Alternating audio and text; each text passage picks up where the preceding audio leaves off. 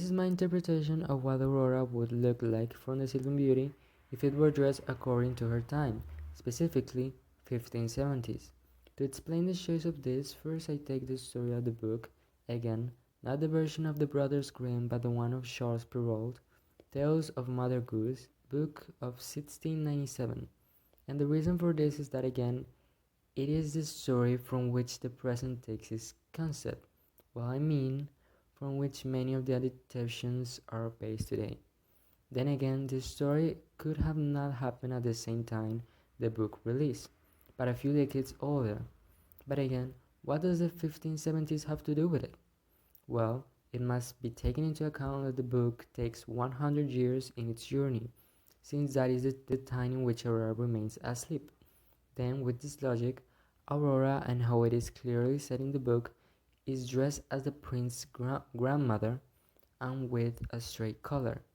Then, with the logic, the story must be the most distant it can be from the time of the publication of the book, but at the same time describe a fashion of necklace a 100 years old, which developed in the late 16th century and early 17th century, where then the prince must have been at least 50 years away from that fashion to remind him of his grandmother.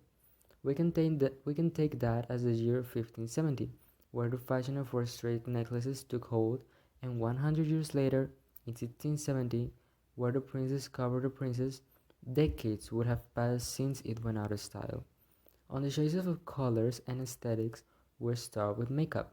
The first Queen Elizabeth of England, a fashion icon of the 16th century, popularized an extremely white skin with makeup to redden the lips and cheeks, the latter not as contoured but as if it were naturally blushed.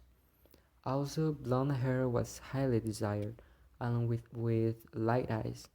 Therefore, the most beautiful woman had to be extremely white, with blonde hair, light eyes, small but red lips, and a subtle double chin.